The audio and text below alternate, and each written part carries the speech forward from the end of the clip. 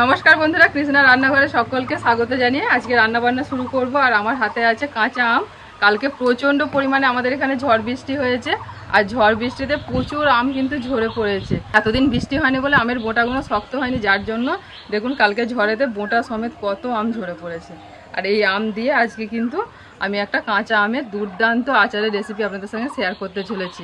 আর তার সাথে থাকছে কিভাবে কাঁচা আম সংরক্ষণ করবেন সেই পদ্ধতিটাও আপনাদেরকে দেখিয়ে দেবো।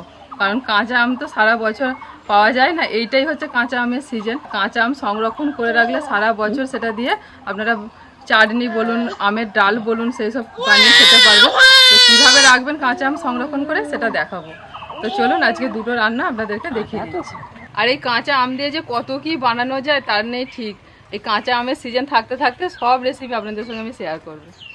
চলো চলো চলো চলো না, হ্যাঁ রেখে দাও।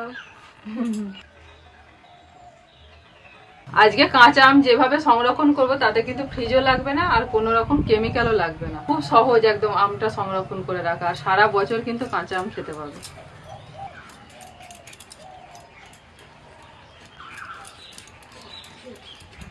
আম খাবে? আচ্ছা আম কাটি তোমায় দিচ্ছি। কত আটা পড়ছে দেখ বুঝলো আম খেলে। তুমি আগে বাড়ি চলে যাচ্ছি না? হ্যাঁ জুতো ফুটো পরে কি গো মামা বকেছে বলে ওই জন্য পালাচ্ছি, বুঝতে বাড়ি যাবো। নিজে বুট পরে গুড় করে ছুটছে। এত রাত না না, আমার বুবলু ভালো মেয়ে, শান্ত মেয়ে। তুমি ধোবে? আচ্ছা তুমি ধুয়ে ধুয়ে তুলে রাখো। ঠিক আছে ঠিক আছে, কাজ করো, কাজ দাও, কাজ দিলে তাহলে থাকবে।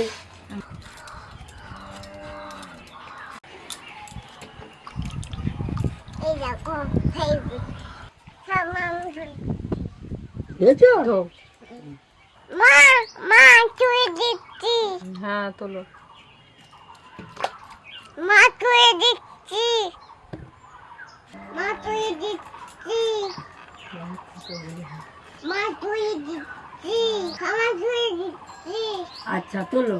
মা তুই দিচ্ছি, তোমাকে কাজ না দিলে তুমি তো ব্যস্ত করবে। মা তুই দিচ্ছি, খাবার তুই দিচ্ছি, মা তুই দিচ্ছি, মা তুই দিচ্ছি, মা তুই দিচ্ছি। এবার শুরু হবে।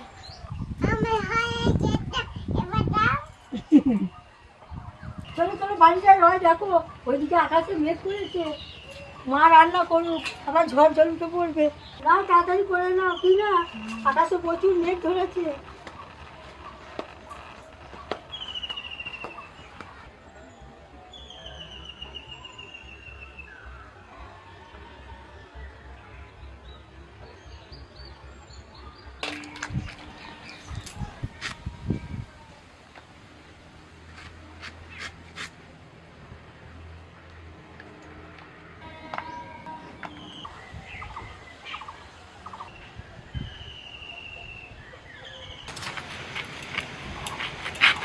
আমের ভিতরে আঁটিটা পুরো শক্ত হয়ে গেছে, এই জন্য কাটতে একটু অসুবিধা হচ্ছে।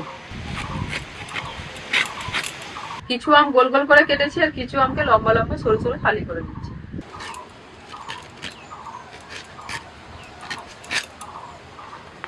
দু রকম ভাবে আম কাটা হয়ে গেছে, আর যে আমগুলোকে আমি গোল গোল করে কেটে নিয়েছি এগুলোকে এই যে একটা জায়গার মধ্যে নিয়ে নিচ্ছি। আমের মধ্যে দিয়ে দিচ্ছি চিনি, এই বাটির 2 বাটি পরিমাণ চিনি দেবো। 1 কেজি আমে আমি 700 গ্রাম চিনি দিলাম। লবণ দিচ্ছি, এবার ভালো করে মাখিয়ে নেব লবণ আর চিনি আমের সাথে। লবণ আর চিনি দেওয়ার সাথে সাথে আম থেকে জল বেরোতে শুরু করেছে। তো এইভাবে আমটাকে আমি রেখে দেব 1 ঘন্টার জন্য। এবার ঢাকা দিয়ে রেখে দিচ্ছি। আজকে প্রচুর হাওয়া দিচ্ছে, আজকে উনান মানে কি বলে জ্বলা মুশকিল আছে।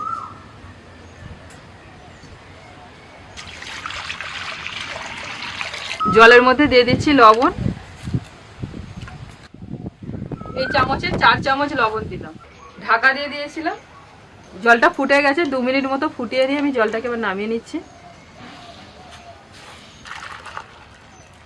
যে নুন জলটা আমি ফুটিয়ে নিলাম সেটাকে ঠান্ডা হওয়ার জন্য রেখে দিয়েছি। এখন একটা ভাজা মশলা তৈরি করব। কড়ার মধ্যে দিয়ে দিচ্ছি 3টে শুকনো লঙ্কা, গোটা ধনে 5 ফোড়ন 1 চামচ, গোটা জিরে দিচ্ছি 1 চামচ,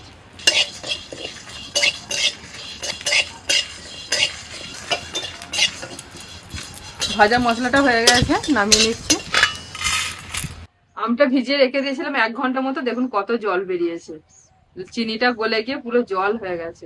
এবার এই সময়তে আমি কড়ার মধ্যে দিয়ে দিচ্ছি। আর আজকে যে আচারটা বানাচ্ছি 1 ফোঁটা কিন্তু তেল ব্যবহার করব। কিছুক্ষণ ঢাকা দিয়ে দিচ্ছি, ততক্ষণে ভাজা মশলাটা গুঁড়িয়ে নেব।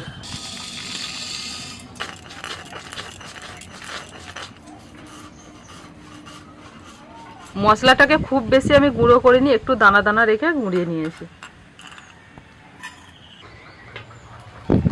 আস্তে আস্তে দেখুন আমের কালারটা চেঞ্জ হয়ে গেছে আর চিনিটা গলেও কতটা জল বেরিয়েছে। এই জলটা আস্তে আস্তে কিন্তু জাল করে করে আমি শুকিয়ে নেব, আর এতেই আমটা সিদ্ধ হয়ে যাবে। আমটা অর্ধেক সিদ্ধ হয়ে গেছে, দিয়ে দিচ্ছি অল্প একটুখানি হলুদ গুঁড়ো আর দিচ্ছি অল্প একটু লাল লঙ্কার গুঁড়ো। লঙ্কা গুঁড়োটা দিলে একটা সুন্দর কালার আসবে আর একটু হালকা ঝালও হবে। একটা ভাজা মশলা তৈরি করেছি, তার মধ্যেও আমার শুকনো লঙ্কা দেওয়া আছে, সেই জন্য লঙ্কার গুঁড়োটা একদম অল্প করে আমি দিয়েছি। তো আপনারা না চাইলে নাও দিতে পারেন, যেরকম ঝাল পছন্দ করবেন আচারের মধ্যে সেরকম দেবেন। আমটাকে জাল করতে করতে দেখুন চিনির যে রসটা বেরিয়েছিল সেটা অনেকটাই কমে গেছে আর আমটাও সিদ্ধ হয়ে গেছে। আমটা সিদ্ধ হবে কিন্তু এরকমই থাকবে গোটা, যেরকম আমি গোল গোল কেটেছিলাম, ভেঙে যাবে না। খুব বেশি কিন্তু নাড়াচাড়া করলেই ভেঙে যাবে, হালকা করে নাড়াচাড়া করতে হবে। এই যে ভাজা মশলাটা বানিয়েছিলাম সেটা থেকে দিয়ে দিচ্ছি।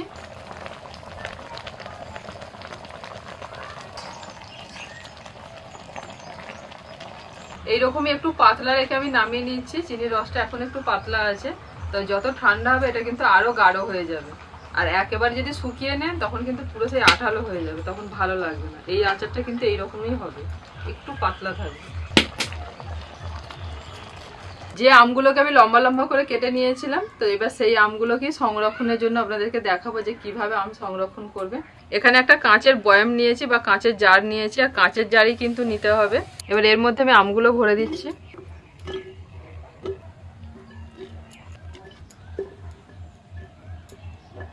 সব আমগুলো আমি জারের মধ্যে ভরে দিয়েছি। প্রথমে লবণ দিয়ে যে জলটাকে ফুটিয়ে নিয়েছিলাম সেই জলটাকে ভালো করে ঠান্ডা করে নিয়েছি, একেবারে ঠান্ডা করে নিতে হবে। এবার এই জলটা ঢেলে দিচ্ছি।